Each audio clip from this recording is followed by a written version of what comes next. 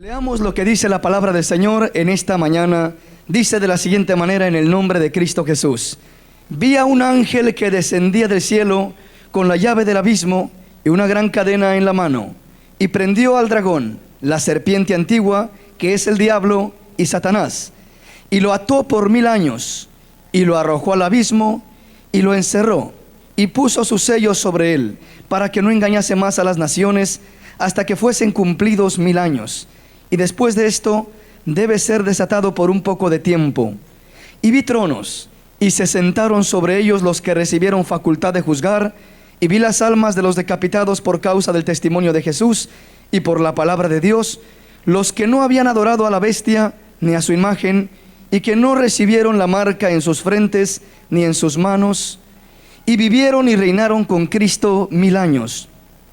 Pero los otros muertos no volvieron a vivir hasta que se cumplieron 1000 años. Esta es la primera resurrección. La semana pasada nos quedamos en esta escritura y estuvimos mirando esta escritura, meditando en el verso 4 precisamente, y meditábamos en este pasaje hablando de la resurrección. Y en esta mañana vamos a estar meditando, tomando este verso, y de ahí vamos a continuar y vamos a mirar algo importante y algo especial. Vamos a irnos por una área un poquito diferente en esta mañana y vamos a estar meditando sobre este verso, ya que este verso es uno de los fundamentos más fuertes para todos aquellos que enseñan y que creen de que cuando Cristo Jesús venga por segunda vez a levantar a su iglesia, el que se quede y el que no se vaya con Cristo, o el que haya muerto, ¿verdad?, y no se fue con el Señor, se enseña que acá en este periodo de gran tribulación, todo aquel que no se deje marcar, todo aquel que se deje decapitar por amor a Cristo, que va a estar teniendo una segunda oportunidad de salvación y que va a estar resucitando al principio del reino milenial, según miramos esta escritura en el verso 4, donde dice: vi las almas de los decapitados por causa del testimonio de Jesús y por la palabra de Dios. Se dice que estas almas de estos decapitados son todos aquellos gentiles que han de morir en el tiempo de la gran tribulación, que han de morir por causa del testimonio de Jesús, por no adorar a la bestia, por no adorar al anticristo, al falso profeta, por no ir con esa corriente de maldad. Entonces se dice que todos aquellos que se dejen decapitar por causa del Señor, esos van a resucitar y van a reinar con Cristo 1000 años. En otras palabras, si usted se dice esto no lo digo yo, esto se enseña, ¿verdad?, en otros lugares. Hay enseñanzas que las va a escuchar usted de esta manera, que si usted no está preparado cuando Cristo venga, y por alguna razón o por andar mal, por no estar bien con el Señor, usted se queda en la segunda venida de Cristo Jesús, entonces no tiene mucho por qué preocuparse, porque lo único que tiene que hacer es, en el tiempo de la gran tribulación o ira de Dios, es dejarse cortar la cabeza, dejarse decapitar por amor al Señor, y entonces resucitará en el reino milenial para vivir con Cristo, para reinar con Él 1000 años, y de ahí irse a la eternidad a gozar con el Señor. Eso es lo que se enseña. Ahora, ¿por qué se enseña eso? ¿De dónde se saca esto? Yo no creo que en este verso esté hablando de gentiles. Yo no creo que esté hablando de los que se quedaron, que no creyeron en Cristo o que creyeron y no estaban preparados, sino de que antes bien, aquí está hablando directamente acerca del pueblo de Israel. Está hablando directamente acerca de los israelitas que morirán en el tiempo de la gran tribulación, dando testimonio con sus propias vidas. No está hablando de los gentiles. ¿Por qué razón? Hay muchas razones. Una de ellas es por esto: debemos de entender que Dios ha tenido un trato con Israel desde un principio. Dios ha trabajado de una manera especial con ese pueblo, y la Biblia dice que ellos esperan hasta este día a su Mesías. Cuando Cristo vino a esta tierra, La Biblia dice que ellos no le conocieron. Vino el Señor a los suyos, vino a manifestarse a ellos. La primera comisión fue del Señor al pueblo de Israel. Cuando el Señor envió a sus primeros discípulos a predicar el evangelio, no los envió a los gentiles, ni a los samaritanos, ni a ningún otro hombre, sino a las ovejas perdidas de Israel. El Señor les dijo claramente a sus discípulos: vayan a las ovejas perdidas de Israel. No vayan por camino de samaritanos, ni entren con los gentiles, no se paren en ningún lugar, solamente a las ovejas perdidas de Israel. ¿Por qué les da esa encomienda? Primeramente, porque el trato directo, el trato primeramente era con Israel. Si Israel haya creído al evangelio, haya creído al Mesías, haya recibido a Cristo, posiblemente Israel hubiera sido el que estuviera ahorita predicando el evangelio por todas las naciones, dando testimonio de Cristo Jesús. Pero no fue así. Dice la palabra: a los suyos vino, mas los suyos no le recibieron.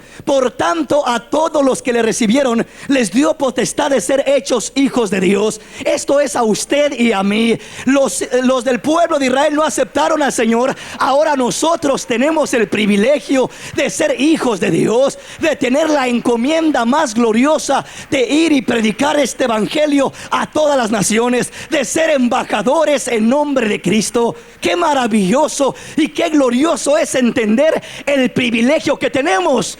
La Biblia dice, mis hermanos, que el pueblo de Israel era el pueblo escogido, era la nación santa, eran los elegidos. Al gentil se le menospreciaba, se le miraba como un perro. El mismo Señor habló con una mujer sirofenicia que le venía diciendo: Señor, ten misericordia de mi hija que está poseída por un demonio, ten misericordia de ella. El mismo Señor le dijo a aquella mujer: no es lícito, no es justo, no es correcto que yo dé el pan de los hijos a los perrillos. En otras palabras, los hijos eran el pueblo de Israel, los gentiles eran considerados como perrillos, como perros, eran inmundos, éramos lo peor. Pero aquella mujer le dijo: Señor, es cierto que traes el pan para los hijos, pero yo, como un perrillo, si quieres, espero las migajas de misericordia que caigan de tu mesa, y con eso me bastará para alcanzar bendición, para alcanzar liberación, para alcanzar sanidad. Qué hermoso es descubrir lo que hay en el Señor, lo que es el Señor. Aleluya. Pero ¿por qué le hablo de esto? Porque quiero que entendamos primeramente cuál era la posición de Israel. Israel era el pueblo, eran los hijos. La Biblia dice que de ellos son las promesas, el pacto, la promulgación de la ley. De ellos era todo. Nosotros, ¿qué teníamos? Nada. ¿Teníamos promesas? No. La única promesa que teníamos era que iríamos a parar al mismo infierno, a la misma condenación, por idólatras, por pecadores, por maliciosos. Era lo único que teníamos de promesa. Pero a los que no teníamos promesa, el Señor ha derramado las promesas sobre nuestra vida, ha derramado de su espíritu, ha derramado de su gracia, ha derramado de su misericordia, ha derramado de su bondad. Los que no éramos pueblo, hemos sido hechos pueblo del Señor. Los que no éramos redimidos, ahora somos nación santa, pueblo adquirido por Dios, real sacerdocio, para anunciar las virtudes de aquel que nos llamó de las tinieblas a su luz admirable. Aleluya. Denle un aplauso al Rey en esta preciosa mañana. Qué lindo es el Señor.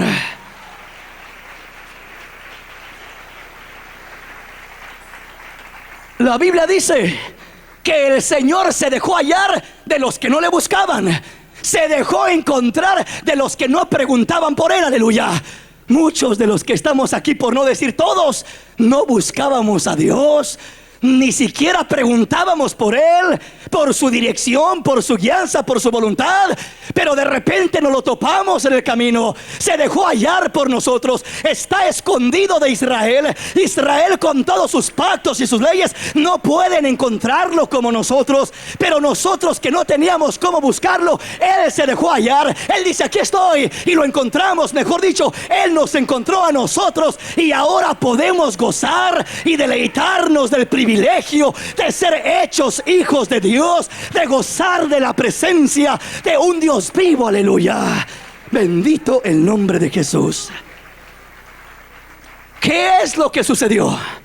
Cuando el Señor se manifiesta en esta tierra, Israel no lo reconoce.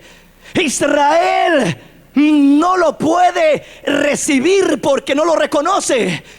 Y dice la palabra que antes lo crucificaron, lo clavaron, murió en la cruz, murió allí. Pero dice la palabra del Señor que ahí en ese lapso, dice que ahí se cerró, de ahí se detuvo. La bendición es como que venía el reloj de Dios desde el tiempo antiguo, venían cumpliéndose las promesas, de repente se pone en pausa el reloj de Dios. El reloj de Dios se tiene que cumplir tal como está escrito desde el antiguo pacto para el pueblo de Israel.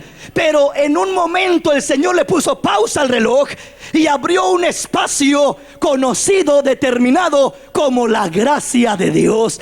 La gracia de Dios. Gracia es un favor inmerecido. Gracia es misericordia de Dios. Gracia es lo que yo he recibido de mi Señor sin merecer nada, sin tener una promesa, sin tener derecho alguno a mi Señor. Lo tengo todito a Él. Lo tengo todito a Él. Esa es gracia de Dios. La gracia de Dios es un espacio de tiempo limitado. La gracia de Dios es como los tiempos de amnistía que abre el gobierno y que dice de tal tiempo a tal tiempo todos los ilegales podrán estar legales ya y ser ciudadanos de este país. Así el Señor dice, de tal tiempo a tal tiempo todo el gentil inconverso, todo el idólatra, todo el pecador tiene el acceso a recibir mi sacrificio y a ser ciudadano del reino de los cielos. Tiene acceso a un nuevo corazón, tiene acceso a una nueva vida, tiene acceso a participar de la herencia divina de nuestro Dios. Aleluya, qué precioso. Entonces, mantengamos en mente que cuando el Señor muere, ahí se pone la pausa para el pueblo de Israel. Él, cuando miró a Jerusalén, lloró sobre ella y llorando con lágrimas les dijo: Jerusalén, Jerusalén, que matas a los profetas, cuántas veces te quise juntar debajo de mis alas como la gallina junta sus polluelos y no quisiste. De cierto te digo que no me volverás a ver hasta que alces los ojos y digas: bendito el que viene en el nombre del Señor. No me volverás a reconocer hasta mi segunda venida. Hasta que vengo por segunda vez y levanto a mi iglesia, ahí me reconocerás. Apocalipsis 1:8 dice: y todo ojo le verá, y los que le traspasaron harán lamentación por él. Le verán, se lamentarán, dirán: ese es el Mesías. Reconocerán a su Señor, reconocerán a Jesús. ¿Por qué le hablo de esto? Porque quiero que entendamos los diferentes tiempos de Dios, los diferentes tratos de Dios. Hablábamos de la resurrección la semana pasada y miramos que hasta Cristo Jesús se cumplió una etapa donde los santos del antiguo tiempo resucitaron, se levantaron. Después miramos que de Cristo, del nacimiento de Cristo, de la muerte de Cristo, a la venida de Cristo, a la segunda venida, se llevará a cabo otra resurrección que será la de la iglesia, la de los muertos en Cristo, y los que estemos en vida seremos transformados. Se llevará a cabo el tiempo de la gracia, el tiempo de los gentiles, el tiempo donde entramos para poder así estar con el Señor en gloria. Es la esperanza bienaventurada de la que Pablo habla. Dice que aparecerá el Rey de Reyes y Señor de Señores, trayendo salvación, trayendo bendición, trayendo esperanza para todo aquel gentil, todo aquel que pudo creer en él, todo aquel que se identificó con él. Por eso la Biblia dice: hoy es el día de salvación. Hoy es el día agradable al Señor. Dice hoy, porque no puede esperar uno para mañana. No podemos esperar para entregarnos al Señor el día de mañana, porque quizás Cristo viene mañana o Cristo viene hoy en la noche y se cierra la puerta. Tenemos que estar listos hoy. Hoy es el día. Hoy es el día de arreglarnos con el Señor. Hoy es el día de santificarnos. Hoy es el día de limpiarnos. Hoy es el día de estar preparados para recibir al Señor con gloria y majestad de los aires. Aleluya. Dele ese aplauso al Señor.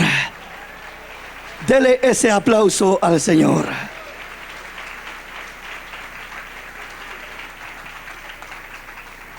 Entonces, si al reloj del tiempo de Dios para el pueblo de Israel se le puso una pausa cuando Él murió en la cruz del Calvario, ahí se le puso una pausa y hasta ahorita están en pausa. Es decir, no pueden encontrarle, no pueden recibirle, no pueden creer en Él. Están cegados sus ojos. Pero cuando venga Cristo por segunda vez, entonces levanta su iglesia, se acaba el tiempo de gracia, el periodo de gracia, y entonces dice la palabra que entonces cuando entre la plenitud de los gentiles, todo Israel será salvo. La Biblia habla del tiempo de los gentiles. Daniel habla mucho del tiempo de los gentiles, y un día de estos vamos a mirar más a fondo lo que es el tiempo de los gentiles.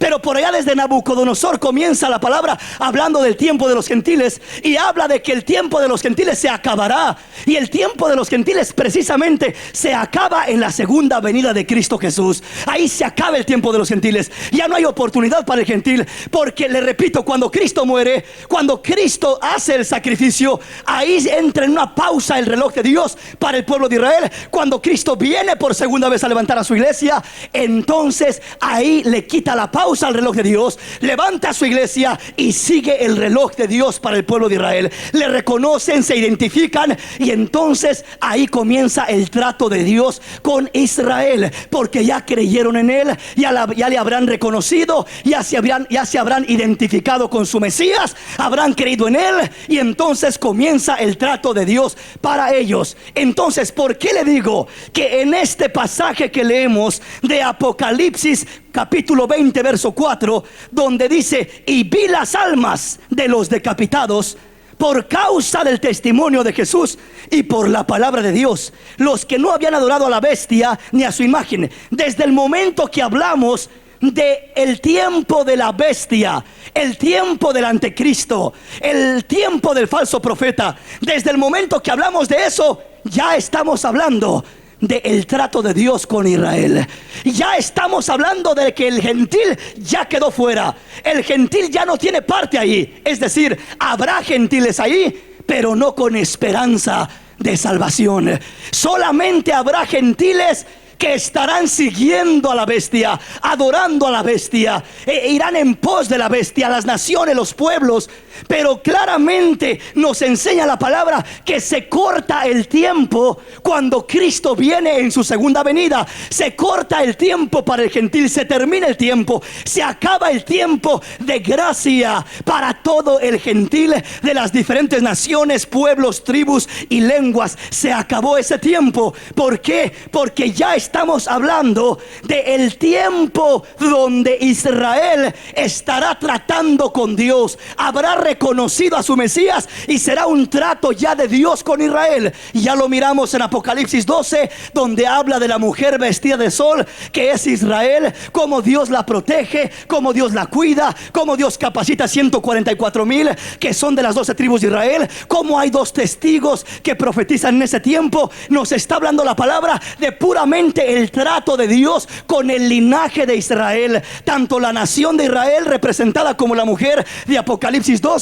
como los 144,000 sellados que estarán predicando el evangelio en ese tiempo al pueblo de Israel, como igualmente miramos los 2 testigos que estarán dando testimonio en ese tiempo. Pero ya es tiempo donde se acabó el reloj, es decir, se acabó el tiempo para el gentil y comienza una vez más el trato para Israel. Por eso es que usted mira que se refiere y se identifica con la nación de Israel todo lo que habla acá en cuanto a salvación, ya en Apocalipsis, en lo que tiene que ver con el tiempo de la ira de Dios, del reinado de la bestia, del anticristo, del falso profeta. Ya estamos hablando del tiempo cuando Dios está tratando con Israel.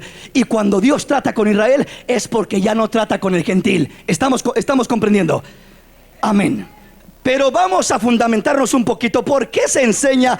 ¿Qué bases se toman para enseñar y para decir que aquí en Apocalipsis 24, cuando dice: y vi las almas de los decapitados por causa del testimonio de Jesús y por la palabra de Dios? ¿Por qué se dice que serán los gentiles? ¿Por qué se dice que serán los hombres y mujeres, los cristianos, si usted quiere, que no se prepararon, que no estuvieron listos para la aparición del Señor y se quedaron y tendrán una segunda oportunidad. ¿Por qué se dice eso? ¿Qué bases se toman? Ahí es donde quiero ir precisamente. Venga conmigo y vamos a leer lo que dice Apocalipsis capítulo 7 del verso 9 al verso 17. Y aquí quiero centrarme un poquito más para que entendamos por qué razón se enseña, por qué razón se dice que en Apocalipsis 24 las almas que resucitan son almas de los gentiles, del hombre y de la mujer que se quedaron cuando Cristo vino en su segunda venida. Esta escritura que vamos a leer en Apocalipsis capítulo 7 verso 9 al verso 17 se toma como fundamento y se asemeja, se asimila, se dice que está hablando de una misma cosa, Apocalipsis 24 y Apocalipsis 7 del verso 9 en adelante. Pero vamos a estar mirando por la palabra si es en verdad así o si es de otra manera. Leamos lo que dice la palabra. Después de esto miré, y he aquí una gran multitud, la cual nadie podía contar, de todas naciones y tribus, y pueblos y lenguas, que estaban delante del trono y la presencia del Cordero, vestidos de ropas blancas y con palmas en las manos, y clamaban a gran voz diciendo: la salvación pertenece a nuestro Dios, que está sentado en el trono, y al Cordero. Y todos los ángeles estaban en pie alrededor del trono y de los ancianos y de los 4 seres vivientes, y se postraron sobre sus rostros delante del trono y adoraron a Dios, diciendo: amén. La bendición y la gloria y la sabiduría y la acción de gracias y la honra y el poder y la fortaleza sean a nuestro Dios por los siglos de los siglos. Amén. Entonces uno de los ancianos habló diciéndome: estos que están vestidos de ropas blancas, ¿quiénes son y de dónde han venido? Y yo le dije: Señor, tú lo sabes. Y él me dijo: estos son los que han salido de la gran tribulación y han lavado sus ropas y las han emblanquecido en la sangre del Cordero.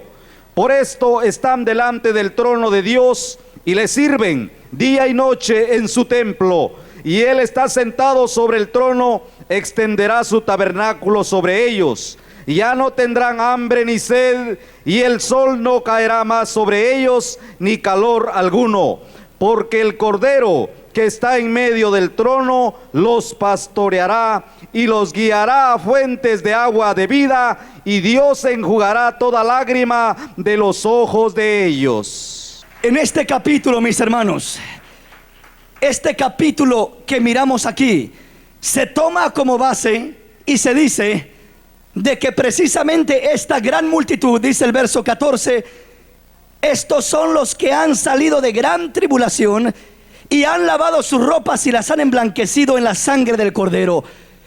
Por cuanto dice aquí que estos son los que han salido de gran tribulación, entonces se enseña y se dice que precisamente las almas de los que se levantan o de los que resucitan en Apocalipsis 24, donde la palabra dice: y vi las almas de los muertos por causa del testimonio de Jesús, por la palabra, por no adorar a la bestia. Se dice, se enseña que precisamente estos son los que saldrán de la gran tribulación.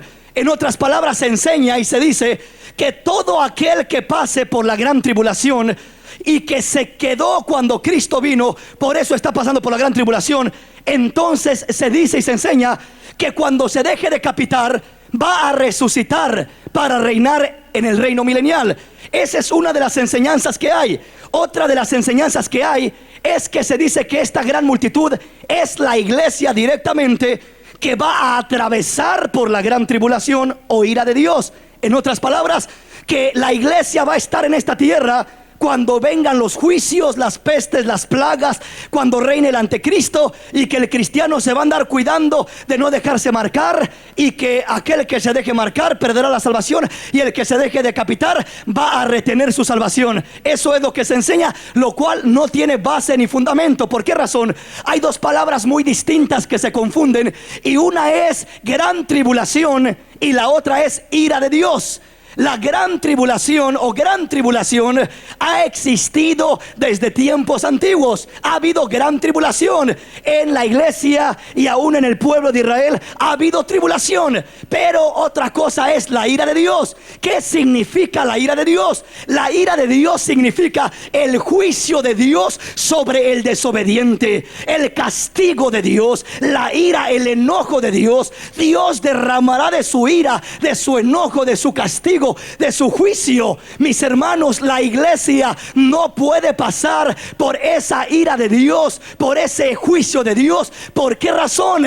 Porque el juicio de Dios ya cayó sobre Cristo Jesús en la cruz del Calvario. Cayó sobre de él para que ya no caiga sobre de ti. Tú merecías el castigo y yo merecía el castigo, pero el castigo cayó sobre Cristo Jesús. El castigo de nuestra paz, dice Isaías, fue sobre de él, y ya cayó la ira de Dios sobre Cristo en la cruz del Calvario, para que nosotros escapemos de esa ira, escapemos de ese juicio, escapemos de esa tribulación.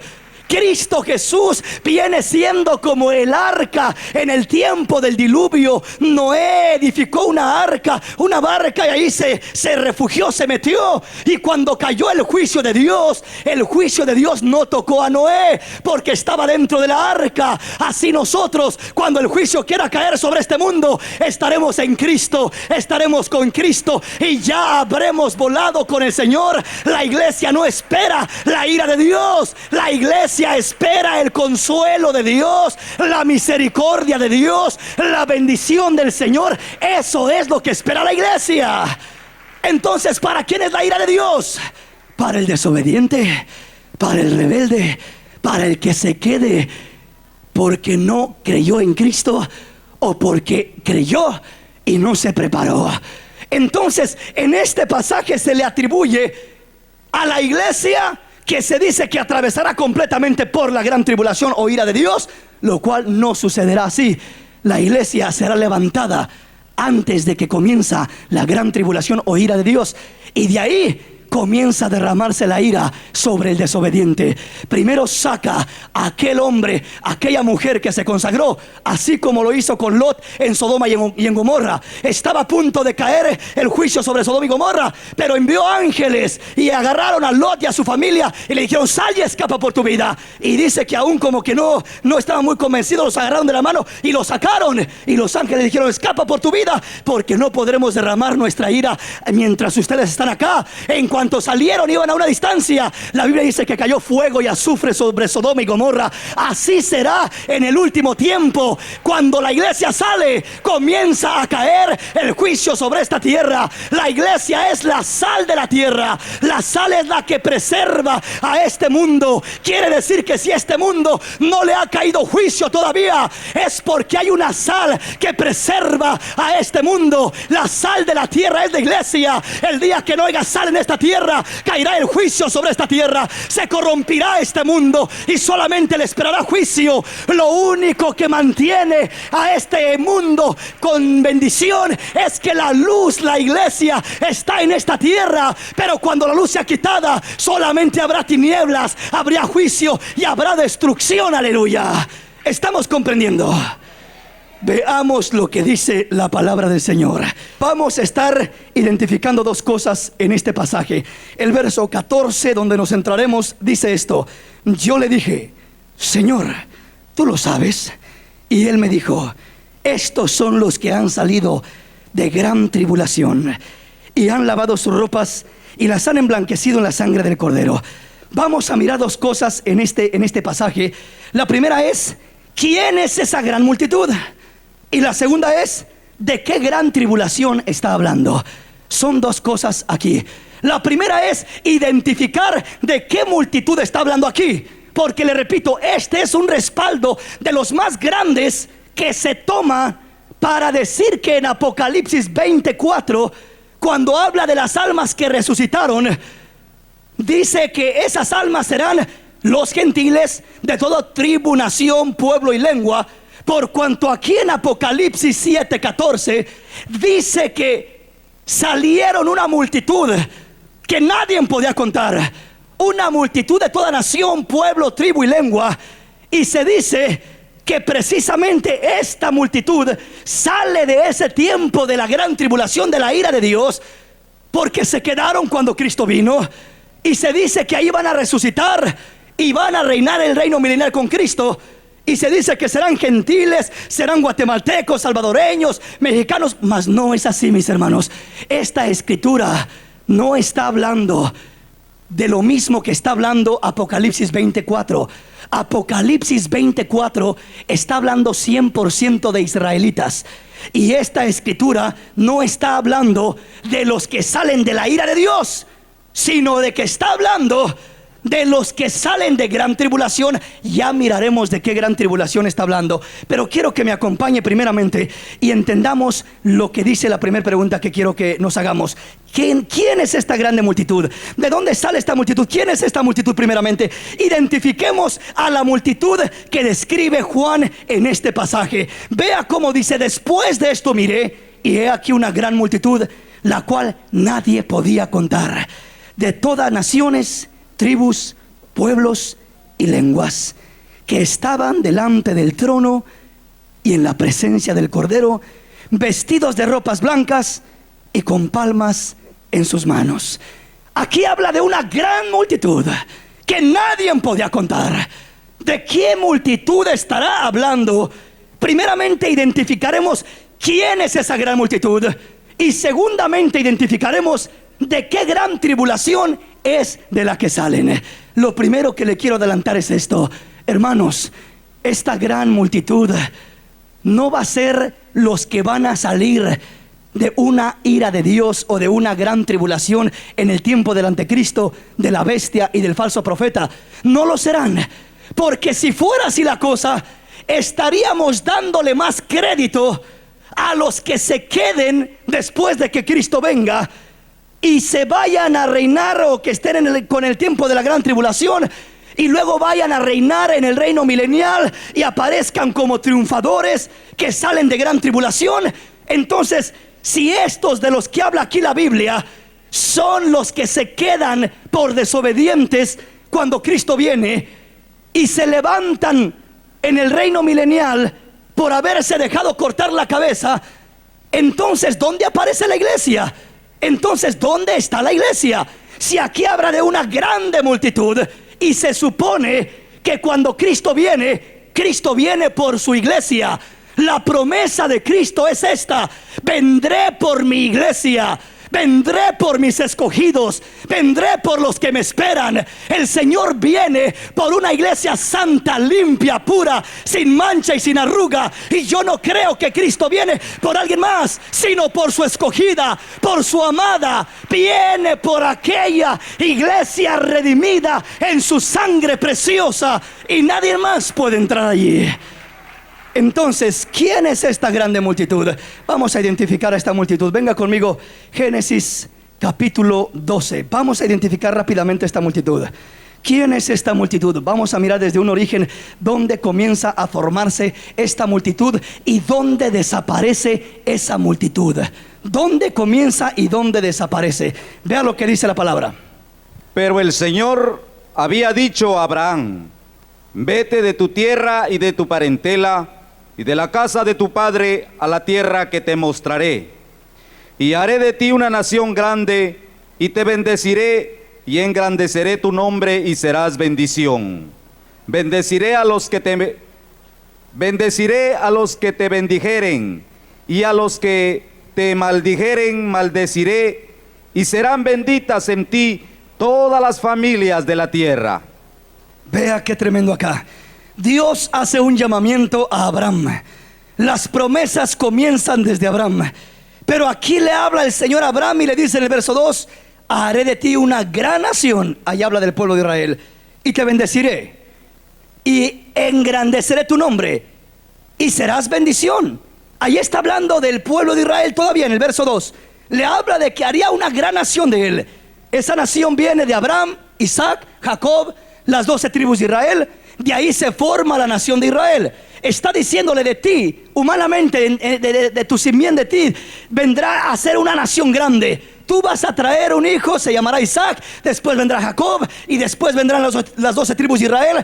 Y ahí voy a formar una nación especial, una nación con la que trataré, una nación a la cual bendeciré. Dios le está hablando al pueblo, mejor dicho, Dios está hablándole a Abraham y le está profetizando, le está hablando de la grande nación que va a ser de él.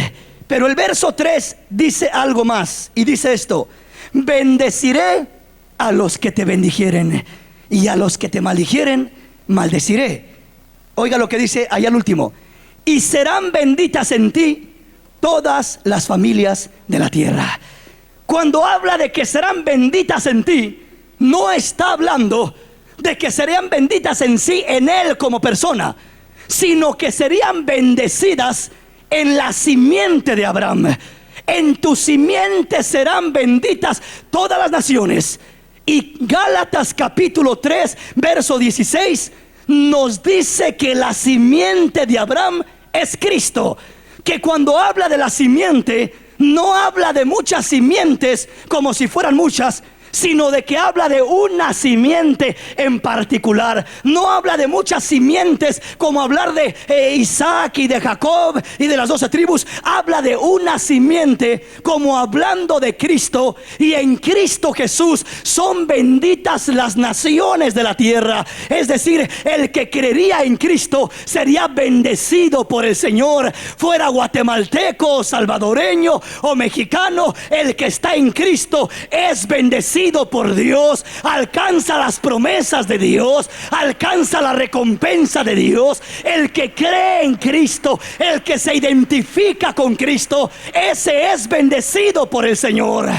Entonces aquí le habla el Señor a Abraham y le dice: bendeciré a los que te bendijeren y maldeciré a los que te maldijeren, y serán benditas en ti todas las naciones, las familias de la tierra.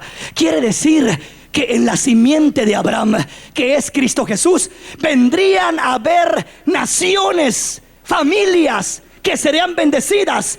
Unas de esas familias somos nosotros. Nosotros somos bendecidos en Abraham y en su simiente. Nosotros alcanzamos la promesa de Abraham. Somos hijos de Abraham por la fe. Abraham es nuestro padre porque hemos creído a la promesa de Abraham. En otras palabras, la simiente que se le prometió a Abraham sería Cristo. Y en Cristo todo el que cree en él será bendecido, será salvo. Entonces, cuando miramos acá que la promesa es para todas las familias de la tierra, para todas las naciones de la tierra, se lo dice a Isaac, y en tu simiente le repite a Jacob, quiere decir que sigue apuntando a una simiente, a Cristo, a Cristo, a Cristo. Y cuando habla de Cristo, está hablando del trato que Dios tendría cuando se manifestaría en la persona de Jesús, haciendo el sacrificio expiatorio por nuestros pecados, por nuestra desobediencia, por nuestra maldad, para hacernos libres del pecado, para lavarnos y limpiarnos, darnos vestiduras blancas. Desde el día que creímos en Cristo, nuestras ropas han sido lavadas y ya no somos el mismo, ya no somos los mismos. Ahora nuestra mente cambió, nuestro corazón cambió, porque en Cristo hay poder para cambiar las vidas. Aleluya. Quiere decir que desde acá, desde Abraham, comienza esa multitud. La multitud comienza desde la promesa que se le da a Abraham: en tu simiente serán benditas todas las naciones. Quiere decir, todo el que crea en esa simiente, todo el que crea en Cristo Jesús, alcanzará bendición.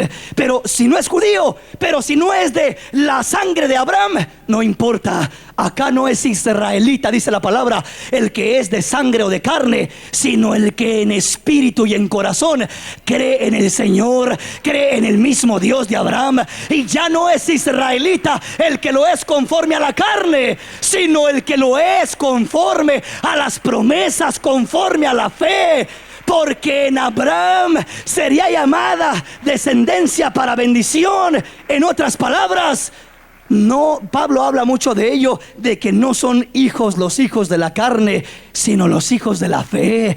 No es el circuncidado de su carne, sino el circuncidado de corazón, el que es hijo de Abraham. Ese es el pacto, esa es la señal, que el corazón ha sido circuncidado. De nada nos serviría que nuestra carne fuera circuncidada si el corazón sigue igual de pecaminoso. Pero un día Cristo llegó y le cortó el prepucio a nuestro corazón, lo inmundo al corazón, la basura al corazón, y nos entregó un corazón limpio, un corazón circuncidado, que le agrada, que le glorifica, que le exalta, que le da gloria y honra. Aleluya.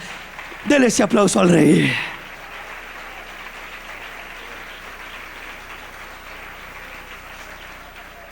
Cuando dice todas, en otras palabras está diciendo: serán benditas en esa simiente que tendrás, Abraham, en esa simiente que vendrá de ti conforme a la carne, hablando de Cristo. Esa simiente serán benditas todas las naciones, todas las familias. Quiere decir, en otras palabras, serán benditas tribus, pueblos, naciones. Lo mismo que dice Apocalipsis 7:9, que era una multitud de toda tribu, lengua, nación, pueblo, es decir, de todo lugar. Aquí habla de todas las naciones de la tierra, no de una sola nación, no de la nación de Israel en singular, sino de todas las naciones que creerían en Cristo serían benditas en la simiente que es Cristo Jesús. ¿Estamos comprendiendo? Entonces, acá miramos ya el origen. Vea lo que dice Daniel. Adelantito, Daniel. Ya miramos el origen de esta grande multitud.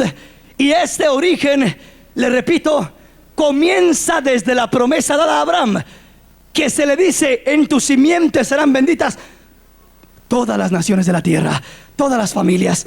Quiere decir, de ahí van a salir tribus, pueblos, lenguas, naciones que te van a adorar, que van a adorar al Dios Altísimo. Ahora escuchemos lo que dice la palabra. Daniel capítulo 7, verso 13 y verso 14. Diga un amén cuando lo tenga. Miraba yo en la visión de la noche, y he aquí con las nubes del cielo venía uno como un hijo de hombre, que vino hasta el anciano de días, y le hicieron acercarse delante de él, y le fue dado dominio, gloria y reino, para que todos los pueblos, naciones y lenguas le sirvieran.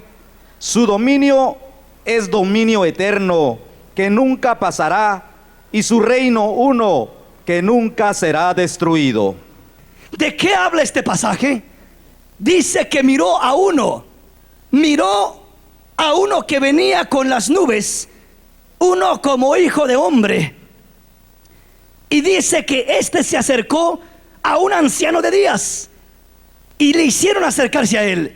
Y cuando se acercó al anciano de días, le fue entregado aquel hijo del hombre, aquel que iba con las nubes, le fue entregado dominio, autoridad sobre todo reino. Le fue entregado dominio, gloria, reinos, para que todos los pueblos, naciones y lenguas le sirviesen. Y su dominio es dominio eterno, que nunca pasa, y su reino uno que nunca será destruido. ¿De qué habla? Habla de Cristo Jesús. Pero ¿por qué habla de un anciano de días y de uno como hijo de hombre y que viene con las nubes y que se acerca al anciano de días? ¿Qué tiene que ver eso? ¿Qué quiere decir eso? Eso es algo simbólico. ¿Qué significa?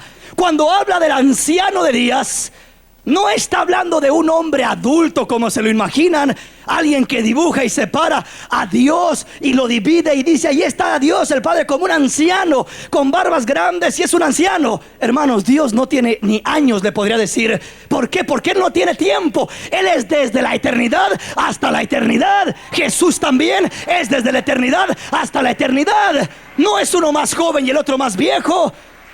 No es uno más joven y el otro más viejo, mis hermanos. La Biblia dice que Él es Dios y habita la eternidad y vive desde la eternidad a la eternidad.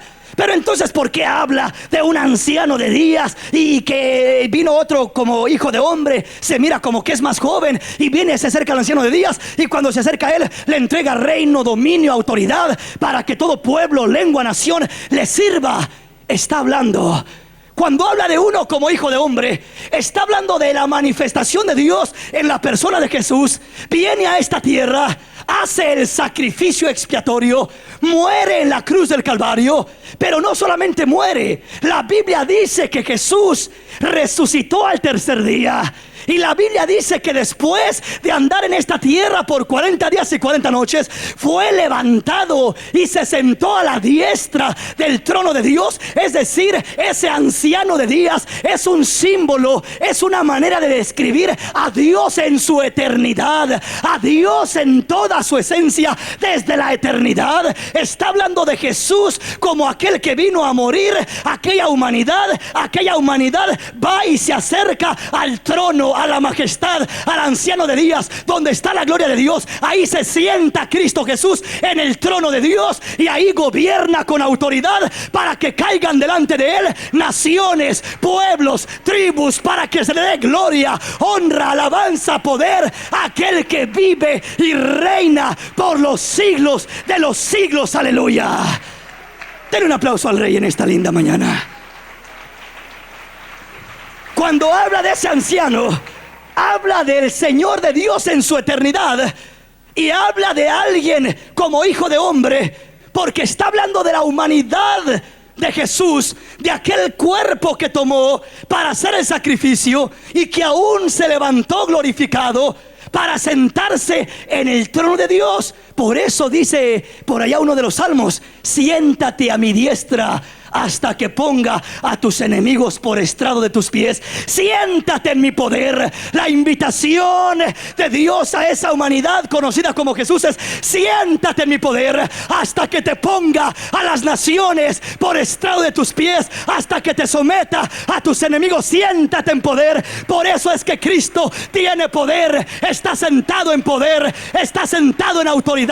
Por eso es que no hay diablo que se resista, no hay enfermedad que se someta o que no se someta, no hay problema que no sea vencido, porque Jesús está sentado en el trono de Dios. Si comprendemos, ¿se acuerda cuando el Señor les dijo a sus discípulos: me voy, pero saben que les conviene que yo me vaya? Porque si yo me voy, voy a sentarme en el poder de Dios, y si me siento en el poder de Dios, los investiré a ustedes con ese mismo poder, los llenaré de ese mismo poder, para que hagan estragos en esta tierra, para que me conviertan a las naciones, para que me conviertan a multitudes de almas y me las traigan de rodillas delante de mi presencia. Si Cristo está sentado en el poder de Dios, la Biblia dice que nosotros estamos sentados juntamente con Él en lugares celestiales. Es decir, gozamos de la autoridad que Él goza, gozamos del poder que Él tiene, por cuanto Él se sentó en el trono, en el poder de preeminencia. Entonces quiere decir que Cristo Jesús, cuando ascendió a los cielos, se sentó. La palabra dice que les dijo a sus discípulos: ¿saben qué? Me voy, pero les enviaré a un consolador. Les voy a enviar al Espíritu de gracia y de verdad. No los dejaré huérfanos. En otras palabras, voy a levantarme y les digo que cosas mayores que yo ustedes podrán hacer, porque yo voy al Padre, yo voy al poder, yo voy a estar junto a ese anciano de días. No quiere decir alguien separado, sino quiere decir, ni quiere decir otra persona distinta, sino quiere decir la misma gloria de Dios. Voy a estar en ese trono, voy a estar en poder, y yo voy a mi Padre y voy a estar ahí y los voy a investir de poder desde lo alto. Quédense en Jerusalén. Se quedaron en Jerusalén y cayó el Pentecostés. El Espíritu Santo se derramó sobre cada uno de ellos, los saturó, los levantó con poder. El Espíritu que había en Jesús, y ya no solamente estaba en Jesús, ahora estaba en los discípulos. El Espíritu que estaba en Cristo ahora está en ti, hermano, ahora está en mi hermano, porque Cristo está en gloria, Él está en poder, y por eso gozamos de ese privilegio. Bendito el nombre de Jesús. ¿Estamos comprendiendo, mis hermanos? Entonces, aquí dice el verso 14: y le fue dado dominio, gloria y reino. ¿Cuándo le fue dado todo esto? Cuando se siente en el poder de Dios, en el trono de Dios. Se le entrega poder, dominio, gloria, honra. Hablo de Jesús Hablo de aquella humanidad que Dios tomó para venir a hacer un sacrificio y que resucitó en cuerpo glorificado. Vuelve a sentarse en el trono de Dios, en el poder de Dios, para que todo dominio, gloria y reino sea puesto ante su presencia, a sus pies. Y dice: y los pueblos, naciones y lenguas le sirvan. Su dominio es dominio eterno, que nunca pasará, y su reino uno que nunca será destruido. El reino de mi Señor nunca será destruido. El reino de mi Jesús es uno eterno y para siempre. Y si nosotros estamos con Él, por eso le digo que no nos tenemos que preocupar por atravesar gran tribulación o ira de Dios. Nosotros nos vamos con el Rey, mis hermanos. Nosotros nos vamos con el Señor. Él ya pagó el precio. Él ya fue sacrificado por nosotros y ahora está en poder, está en gloria, está en autoridad. Y todo poder, dice, se le fue dado, dominio, gloria, reino, para que todos los pueblos, naciones, lenguas le sirviesen. Está hablando de Cristo Jesús y está hablando precisamente de Cristo Jesús. Hasta este tiempo llevamos cerca de 2000 años. Estamos, mis hermanos, a las puertas del acontecimiento más glorioso que turbará y confundirá este mundo como nada más ha sucedido en esta tierra: el arrebatamiento de la iglesia. Y cuando eso suceda, ahí es cuando el Señor levanta a su pueblo, levanta a su iglesia y se cierra la puerta a los gentiles. En otras palabras, aquí cuando se le da esta autoridad, está hablando de la muerte de Jesús. Y cuando se levanta, se sienta en el poder de Dios. Eso sucedió hace cerca de 2000 años, que se sentó ahí después de su sacrificio. De ahí vienen las naciones a caer delante de sus pies. Han estado cayendo multitudes de almas desde el tiempo de los apóstoles. Han estado cayendo hombres y mujeres rendidos a los pies de Cristo. Esa será aquella multitud de la que habla Apocalipsis capítulo 7 verso 14. No será otra multitud, sino la multitud de los creyentes en Cristo Jesús, desde el tiempo de su muerte hasta el tiempo de su segunda venida. El lapso de los gentiles, de la iglesia, el periodo de gracia que comienza en la muerte de Jesús y termina en la venida del Señor Jesús, la segunda venida. ¿Estamos comprendiendo? Venga rápidamente y vayamos un poquito más. Mateo capítulo 28. Vea cómo dice desde el verso 18 y verso 19. Y Jesús se acercó y les habló diciendo: toda potestad me es dada en el cielo y en la tierra. Por tanto, id y haced discípulos a todas las naciones. Ese es el mandato. Si usted lee el verso 18, dice lo mismo que lo que decía Daniel, donde leímos.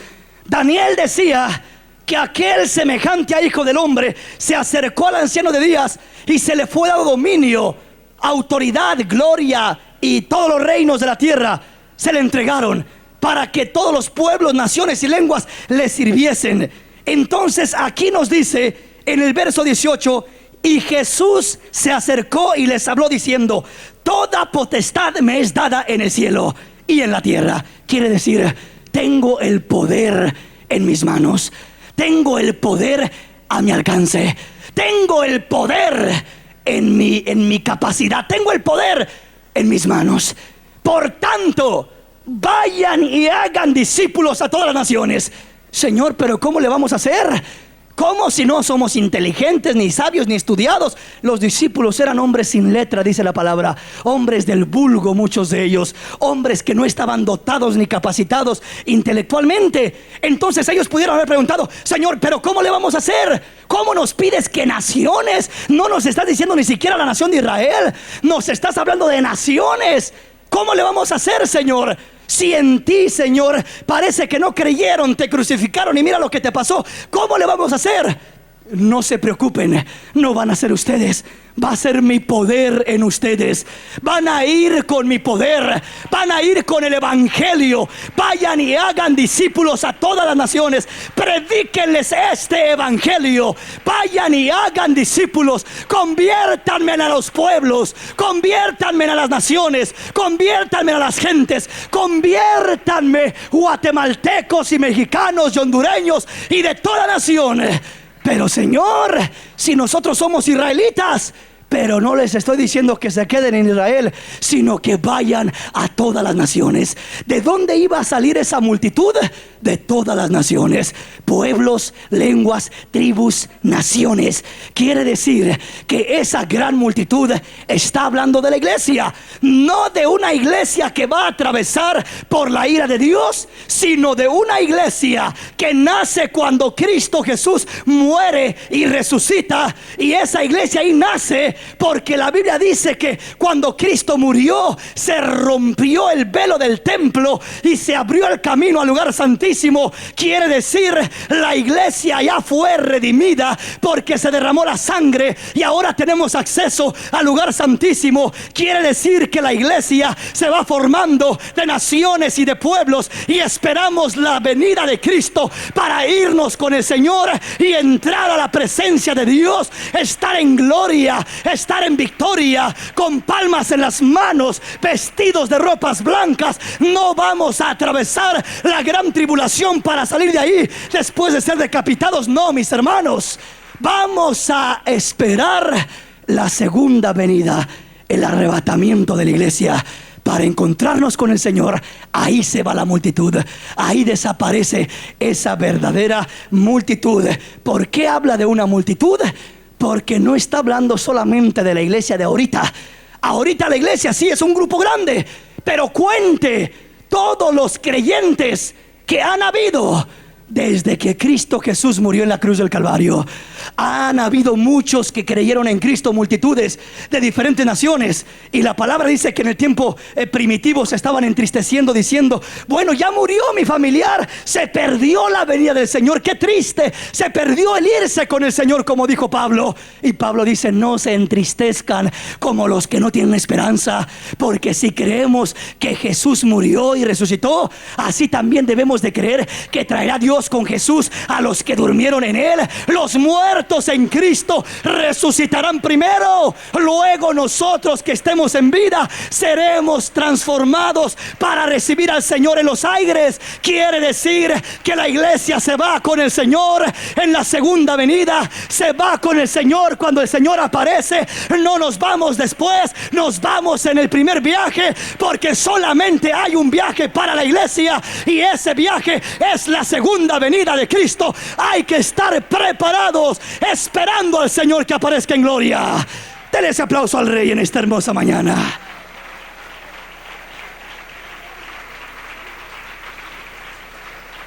Bendito el nombre de Jesús. Lucas capítulo 24, rápidamente, el verso 47. Lea lo que dice la palabra del Señor. Y que se predicase en su nombre el arrepentimiento y el perdón de pecados en todas las naciones, comenzando desde Jerusalén. Cuando los visite con ese poder, me van a hacer testigos en todas las naciones.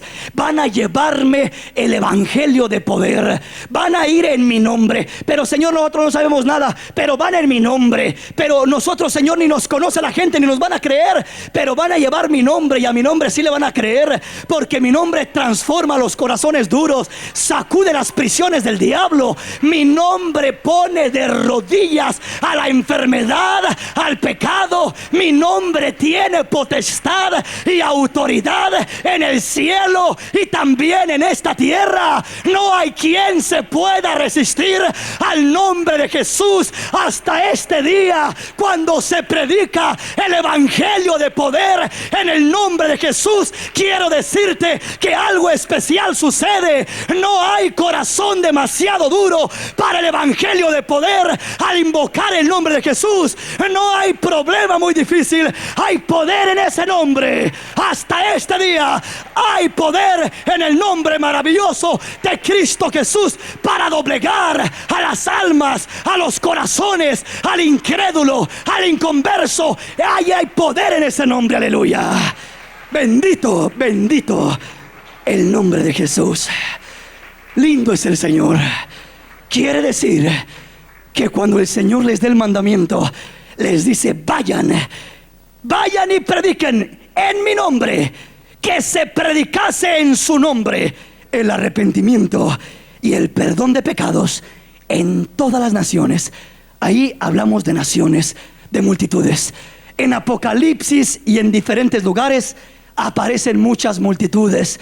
Miramos a una multitud de 5,000 personas que el Señor dice que multiplicó los panes y les dio de comer. La Biblia habla de diferentes multitudes. En Apocalipsis los 144,000 serán una multitud, porque la Biblia dice que, imagínense, serán 12,000 de cada tribu. Literalmente, si hablamos de 144,000, es un grupo grandísimo. Si a 5,000 le llamó una multitud, ¿cuánto más a 144,000? Pero solamente habla de una multitud especial, una multitud de toda nación, pueblo, tribu y lengua. Y era una multitud tan grande que nadie podía contar. Que nadie podía contar. Quiere decir que aquí está hablando de una multitud que solamente la puede llenar todo aquel redimido desde el tiempo pasado, que ha creído en Cristo, que ha puesto su fe en Cristo y que está esperando que el Señor aparezca por segunda vez para que le dé un cuerpo glorificado y para que a nosotros que estemos de pie nos transforme y nos encontremos con el Señor en gloria. Entonces el mandamiento del Señor a los discípulos es: vayan y conviértanme a las naciones. Vayan y pónganmelas de rodillas delante de mis pies.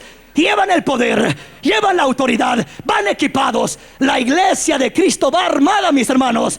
Lleva armas de poder, y lleva armas irresistibles, y lleva armas que no las puede detener ninguna fuerza humana. Y lleva armas a diestra y a siniestra para poner de rodillas al pueblo, al mundo, a las naciones. Quiere decir que nosotros debemos de tener confianza en la palabra y saber que tenemos una encomienda para que esa multitud se lleve a cabo. Es decir, para que esa multitud venga a los pies de Cristo. De nosotros es la encomienda: prediquen mi evangelio, alcáncenme esa multitud, y esa multitud me la llevo cuando venga en mi segunda venida. Esa multitud es la que va a ser resucitada de aquellos que murieron creyendo en Cristo, y de aquella que va a ser transformada de los que estemos de pie. Será la multitud que sale. Es la única multitud que aparece en la Escritura que directamente nos habla de que sale en victoria, sale en triunfo. Recuerde lo que dice Apocalipsis capítulo 7 verso 9. Dice la palabra que Juan miró una gran multitud que nadie podía contar, de toda tribu, nación, pueblo y lengua, y las miró que estaban delante del trono de Dios, y las miró con palmas en sus manos. ¿Qué significará eso?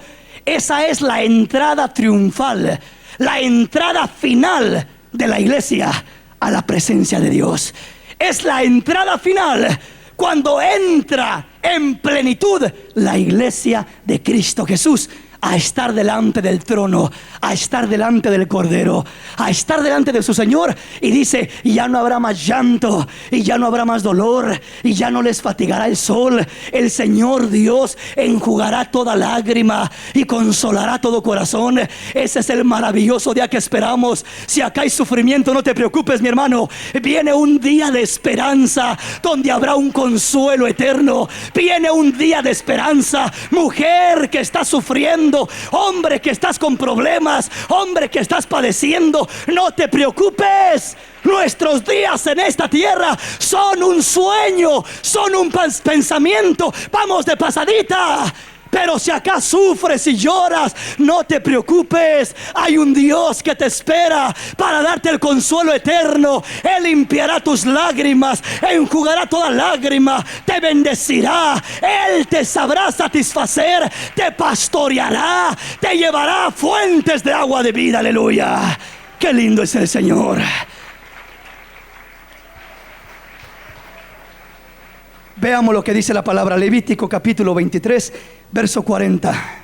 Y tomaréis el primer día ramas con fruto de árbol hermoso, ramas de palmeras, ramas de árboles frondosos y sauces de los arroyos, y os regocijaréis delante de vuestro Dios por 7 días. Ahí nos está hablando de la manera como celebraban, festejaban las victorias el pueblo de Israel. Y dice que lo harían con sauces y con palmas, hablando de un regocijo, de una victoria. Eso es lo que hacía el pueblo antiguamente. Ese es un simbolismo de un tiempo de regocijo, de victoria, de triunfo. Y miramos que la palabra nos dice que esa multitud estaba con ropas blancas, y dice que esa multitud estaba con palmas en sus manos. Es decir, esa multitud estaba con victoria en sus manos. Por eso Apocalipsis, si usted lee los primeros 3 capítulos, cuando el Señor habla a las iglesias, a las 7 iglesias que simbolizan la plenitud de la iglesia, si usted lee lo que acabamos de leer, habla de 7 días, la plenitud del gozo, del regocijo, de un completo, simboliza ese 7. Si usted lee en Apocalipsis a esas 7 iglesias, la Biblia habla y dice y menciona: al que venciere, yo le daré. Al que venciere, se sentará conmigo. Al que venciere, pero también dice: pero los cobardes e incrédulos, todos esos abominables, estarán fuera en las tinieblas de afuera. No tendrán parte en el gozo del Señor. En Apocalipsis a las iglesias, el Señor les dice: es al que venciere. Quiere decir que estamos en esta tierra y estamos para vencer. Estamos para vencer. La iglesia de Cristo es vencedora. La iglesia de Cristo no es derrotada, es vencedora. Y precisamente porque ha de vencer, es que se ha de levantar y ha de estar en el regocijo final, en el triunfo final, con palmas en sus manos, diciendo: gloria a Dios. Fue difícil el problema, hubo enfermedades, hubo esposos inconversos, hubo tribulaciones, pero gloria a Dios, porque llegamos a la presencia de Dios con todo y problemas, con todo y dificultades, y llegaremos a adorarle, a exaltarle en el pleno regocijo que jamás nos podamos imaginar que pueda existir. Palmas en las manos, habrá ese gozo, esa alegría, esa bendición. Aleluya. Entonces, esta iglesia o esa multitud no pueden ser los que salen de la ira de Dios, porque para empezar no va a haber que salgan de la ira de Dios en cuanto a gentiles, solamente judíos. Pero ¿por qué es que no puede haber gentiles? Precisamente porque si aquí está hablando de una multitud, cualquiera le va a asegurar que esta multitud es la iglesia, porque es claro que es la iglesia.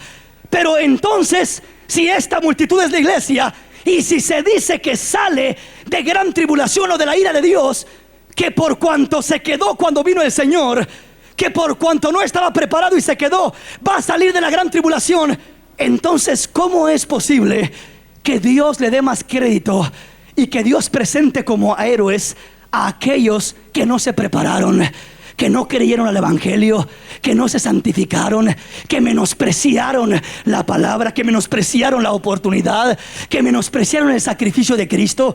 ¿Cómo es posible que Dios los vaya a exhibir como héroes a ellos y a la iglesia que se fue con el Señor, que se santificó, que se limpió, no aparezca, ni siquiera aparezca acá es que no es así. Es que la que aparece, esta que aparece, no es la que sale porque se quedó, es la que se va porque no se quedó. No pasa por esa gran tribulación o ira de Dios, sino que sale directamente de la tribulación que vivimos día con día. Tenemos pruebas, tenemos problemas, hay tribulación, ha habido tribulación para el pueblo de Dios, y ahí sale esa iglesia. Sale como la iglesia triunfante, bendecida y victoriosa. Una última escritura, Juan capítulo 12, verso 12 y verso 13. El siguiente día, grandes multitudes que habían venido a la fiesta, al oír que Jesús venía a Jerusalén, tomaron ramas de palmera y salieron a recibirle y clamaban: Hosana, bendito el que viene en el nombre del Señor, el Rey de Israel. Aleluya. Vean en este pasaje cómo habla la palabra. La entrada triunfal de Cristo Jesús a Jerusalén. Lo recibieron con palmas. Decían: Hosana al Hijo de David, bendito el que viene en el nombre del Señor. Se gozaban. Era un día de regocijo. Recibieron al Señor con palmas, como un día de victoria y de triunfo.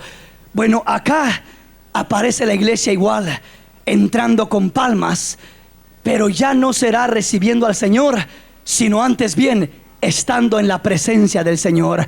Estaban delante del trono, estaban delante de Él. Y dice que esta multitud son aquellos que no han ensuciado sus ropas, han mantenido su ropa limpia.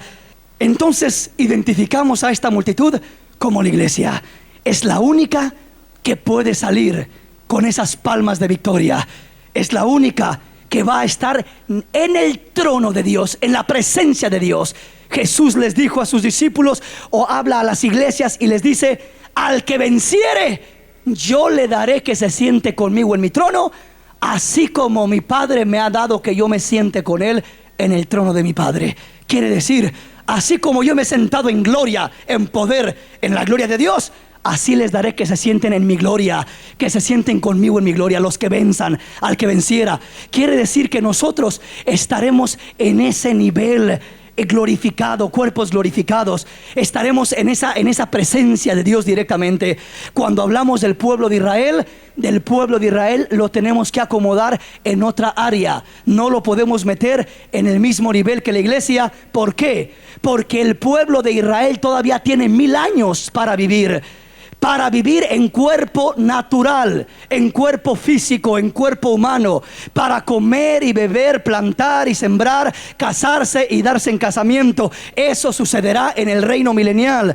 Habrá todo lo que es gente humana, natural. El pueblo de Israel en una naturaleza humana todavía estará viviendo, mientras de que la iglesia no estará en un cuerpo natural. La iglesia, desde que resucita en cuerpo glorificado para estar para siempre con el Señor. Por eso decía Daniel que su reino es un reino eterno y su dominio uno que nunca se acaba. Ahí estará la iglesia. Desde que nos encontramos con el Señor en los aires, ahí ya no nos despegamos del Señor. Ahí estamos para siempre con el Señor, porque el Señor les dijo: me voy, pero voy y regreso otra vez para tomarlos, y si los tomo, los tomaré a mí mismo, para que donde yo estoy, ustedes también estén, para que estén siempre conmigo. Entonces, esta multitud son 100% aquellos hombres y mujeres que han creído en Cristo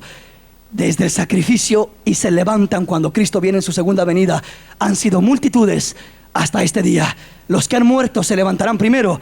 Luego nosotros que estamos en pie seremos transformados para estar con el Señor y estar en esa victoria completa y final en la presencia del Señor, día y noche, sirviéndole, alabándole, exaltándole, glorificándole. Y ahí entra todavía el trato para el pueblo de Israel en este milenio, o en el reino milenial, en el cielo nuevo y tierra nueva. Va a reinar Cristo Jesús en el reino milenial. Y va a estar la iglesia con Cristo en cuerpo glorificado, reinando juntamente con Él sobre toda la nación de Israel. La nación de Israel se convertirá en naciones sobre las cuales reinará Cristo juntamente con su iglesia. Ahora, aquí me detengo con la primera pregunta, que es: ¿quién es esta gran multitud?